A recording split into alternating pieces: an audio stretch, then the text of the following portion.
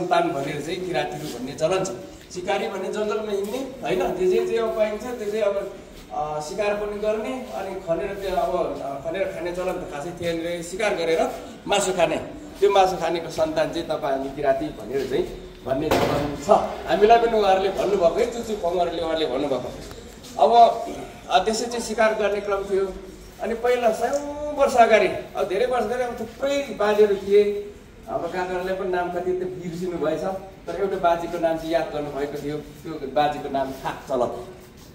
ठिक छ, काकचलप बाजे पछाडि चाहिँ अलिक बाजे काकाहरूलाई थाहा भएको कारणले गर्दाखेरि उहाँको बारेमा हामीलाई भन्नुभएको थियो। काकचलप बाजे र काकचलप बाजेको श्रीमती होइन, हाम्रो टिपी भन्छ नि त होइन। काकचलपलाई एकछिन हामी चुचु भनौँ, अर्को चुचुको श्रीमतीलाई त टिपी भन्ने हो। टिपी चाहिँ वेलम हुनुहुन्थ्यो अरे होइन, काकचलपको श्रीमती तथा टिपी वेलम भन्ने हुनुहुन्थ्यो, दुईजनाको परिवार होइन। अनि काकचलपले चाहिँ जहिले पनि जङ्गलमा जाने होइन, काकचलप चुचुको बुवाले पनि जहिले पनि शिकार गर्ने, छोरा काकचलपले पनि त्यसरी नै जङ्गलमा गएर शिकार गरेर ल्याउने। अनि त्यसरी के खाने भन्दाखेरि मासु खाने। त्यो मासु कसले पकाउनुहुन्थ्यो भन्दाखेरि चाहिँ हाम्रो टिपी वेलमले पकाउनुहुन्थ्यो। बाजे काकचलपको काम शिकार गर्ने, शिकार ल्याएर पकाएर खुवाउने चाहिँ बजु वेलमको भनेर चाहिँ त्यसरी चाहिँ उहाँको जिम्मेवार त्यसो थियो। अनि यसरी त्यही परम्परा धेरै समयसम्म चल्यो चल्यो। अनि शिकार गर्ने क्रममा चाहिँ कहिले चाहिँ ढुकुर जस्तो किसिमको चाहिँ चरा चाहिँ शिकार गर्ने, कहिले कुखुरा टाइपको होइन, कहिले चाहिँ सानो सानो चराहरू चाहिँ शिकार गरेर ल्याउनु भन्दाखेरि कसले भन्दाखेरि काकचलप बाजेले होइन।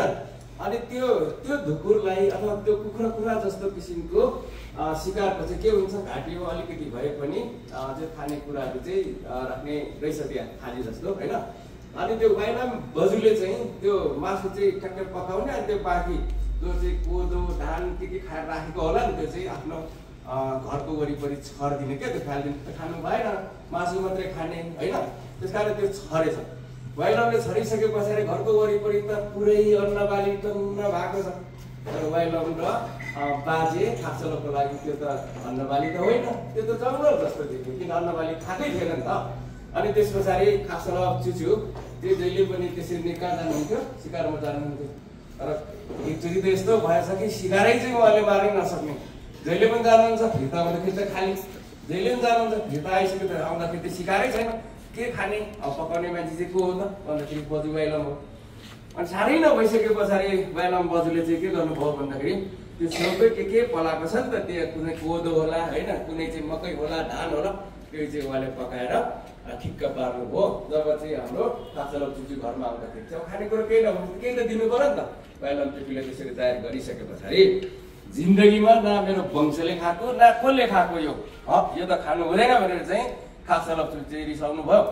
यो खानै हुँदैन भनिसके पछाडि चाहिँ अलिकति हामी किराती परिवारमा के हुन्छ भन्दाखेरि चाहिँ हामी अलिक महिला बानी छौँ क्या। हाम्रो दिदी बहिनीहरू अथवा महिलाहरूको बढी चाहिँ अलिकति उहाँहरूले भन्नुभएको शब्दहरू होइन, उहाँहरूले हामी केटा मान्छे जस्तै भए पनि उहाँहरूले ठिक ठाउँमा ल्याइहाल्नु। अनि बजुले पनि के गर्नुभएछ त भनेर वेलमले होइन, अब त्यो धान मकै खाने चरा चाहिँ हामीले खानु हुने त्यसको मासु, अब त्यो मकै खाएको त्यो मकै उसले खाएको चाहिँ हामीले किन खानु नहुने, यो खाँदाखेरि हुन्छ मरिँदैन भनेर चाहिँ धेरैचोटि चाहिँ सम्झाइसके पछाडि अनि उहाँ धेरै त्यो टिपीले होइन, टिपीले चाहिँ काकचलपलाई त्यसरी सम्झाइसके पछाडि हो त श्रीमतीले भनेको खाइदिउँ न त भनेर चाहिँ सबै मिलेर के खानुभयो, अन्नबाली पकाएको, वेलमले पकाएको अन्नबाली खाइदिनु भयो। तर के भयो भन्दाखेरि बिरामी हो सबै बिरामी। अघि नै चुचुले के भन्नुभयो, यो खाएपछि त हामी त बिरामी छौँ, मर्छौँ है भनेर चाहिँ उहाँले भन्नुभएको। यस्तै गरी बिरामी भइसके पछाडि अब हाम्रो वेलम टिपीले फेरि अर्को जुक्ति खेलाउनु भयो। अब कसरी सम्झाउने होला भने अर्को जुक्ति खेलाइसकेपछि ओहो ए साँच्ची हो नि त, हामीले त यो अन्नबाली त खायौँ, तर खाँदाखेरि हाम्रो पितृहरू मरेको पितृहरूको नाममा अलिकति छुटाउनु पर्ने थियो, नछुटाइकन खप्पै खाम, त्यस कारण उहाँहरूको आँखा लाग्यो। अब यसरी हुँदैन, अब यो अन्नबाली खाँदाखेरि के गर्नु पर्यो, त्यो पितृको नाममा पहिला छुटाउनु पर्छ भनेर यसरी के गरे त त्यो पकाउनुभन्दा अगाडि अलिकति नयाँ अन्नबाली पितृहरूको नाममा, यानि कि मरेका हाम्रो चुचुहरू होइन उहाँहरू पितृहरूको नाममा चाहिँ उहाँले राखेर अनि त्यसरी के गर्ने भन्दाखेरि ल राखेर आफ्नो पितृहरूलाई आफ्नो बाजेको नाममा चाहिँ बेसरी बोल्नु है, मैले गल्ती गरेँ, हामीले गल्ती गऱ्यौँ, तपाईँको भाग हामीले ल्यायौँ भनेर चाहिँ ल बोल्नु भनेर चाहिँ बजुले होइन कान्छा बाजेलाई भनिसके पछाडि सबै चराए। चराउँदाखेरि के गर्नु पर्यो त भन्दाखेरि चोखो जात, त्यही उसबाट पकाएको होइन त, त्यही अब कोदो होला होइन, त्यही नयाँ बालीबाट पकाएको चोखो जात। अनि हामीले चिन्डो भन्छौँ नि होइन, क्याफ्राम भन्छ है ख्यालमा, त्यो क्याफ्राममा लाएर अनि त्यसरी फरम के चाहिँ गरेर चाहिँ कुकुरु गरेर चाहिँ अब उफ्रिन थाल्दा ल है भनेर चाहिँ त्यो बजीहरू बाजेको नाममा मरेको मान्छेको नामले चराइसके पछाडि त्यो बाजेमाथि के चढ्यो भन्दाखेरि त अब त्यो जो मरेको बाजेहरूले चाहिँ आशीर्वाद दिनु थालेछ, बाजे त उफ्रिन थालिहाल्यो। अहिले तपाईँले जो यहाँ चाहिँ केटा मान्छेले नाचिराख्नु भएको छ नि, त्यस्तै गरी फुरुक फुरुक फुरुक नाच्छ, बाजे त के हो भयो भयो, आफूलाई सकेछ, कोही सिकाउने त थिएन होइन, आफै जुरुक जुरुक चाहिँ त्यहाँ नाच्नु थाल्नुभयो। नाच्नु थालिसके पछाडि भट्टाउँदैछ, बोलेको छ होइन, त्यो भनेको पितृहरूको आशिष भएको। त्यही बेलादेखि त्यही समयदेखि हामीले नयाँ बाली नयाँ अन्न बाली ग्रहण गर्नुभन्दा अगाडि के गर्छौँ भन्दाखेरि हाम्रो पितृको नाममा अलिकति भए पनि चलाउनु पर्छ भन्ने कुरा चाहिँ त्यहीबाट आएको। ठिक छ, कसरी रहेछ त भन्दाखेरि नयाँ अन्न बाली खानुभन्दा अगाडि, ग्रहण गर्नुभन्दा अगाडि हामीले हाम्रो पितृहरू जो मरेका हाम्रा बाजेहरू हुनुहुन्छ नि, उहाँहरू भनेको हाम्रो भगवान्हरू हुन्, उहाँहरूको नाममा चाहिँ हामीले चलाउने चलन छ भने चाहिँ हामीले चाहिँ पहिला त्यसरी चलाइन्छ। अब त्यसरी बाजे त उफ्रेको भयो, बिचमा चाहिँ केही राख्नु भएछ, त्यहाँ घुमेको छ बाजे घुमेको छ, अब थाहै छैन कसरी घुमेको, आफै भित्र शक्ति चढेछ क्या। अनि त्यस पछाडि यसो बजुले पनि हेरेछ क्या, ओहो मेरो श्रीमान त एक्लै नाचिराख्नु भएको छ भनेर फेरि श्रीमानको पछाडि आफू पनि बजु खुत्री नाचिसके पछाडि त्यहीँबाट 7 रात 7 दिन नाचेको भनेर चाहिँ त्यो चलन भन्ने चलन छ। त्यहीबाट हाम्रो सिल चाहिँ बजु र बाजेले सुरुवात गर्नुभएको त्यो है, खासल र वाइलम टिभीबाट है।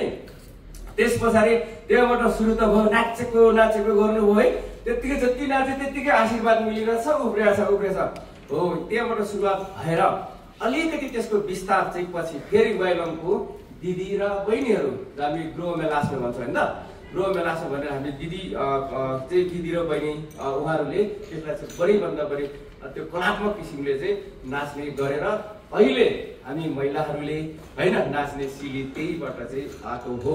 ठिक छ, बुझियो, अलिअलि बुझ्यो त्यहीबाट हामीले।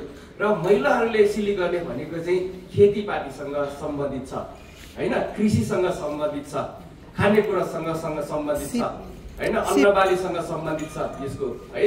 अनि पुरुषहरूले गर्ने भनेको चाहिँ शिकारसँग छ होइन। अनि त्यसपछि भनौँ न अब जस्तो हामीले भस्मे फोर्ने भन्छौँ नि होइन, भस्मे फोर्ने भनेको त त्यो त यसरी काट्ने हो नि त, त्यो ठुलो जङ्गललाई चाहिँ जमिन बनाउने हो नि त, ठुल्ठुलो चाहिँ रुखहरू काट्नुको लागि चाहिँ केटा मान्छेहरूले एक्ट गर्छ होइन।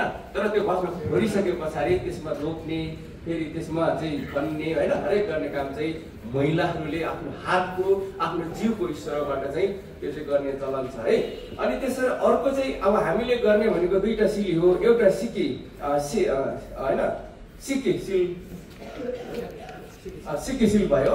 अनि यो चाहिँ विशेष गरी यो तान बुन्ने होइन, बुन्ने यो कपडासँग चाहिँ सिपसँग चाहिँ सम्बन्धित छ।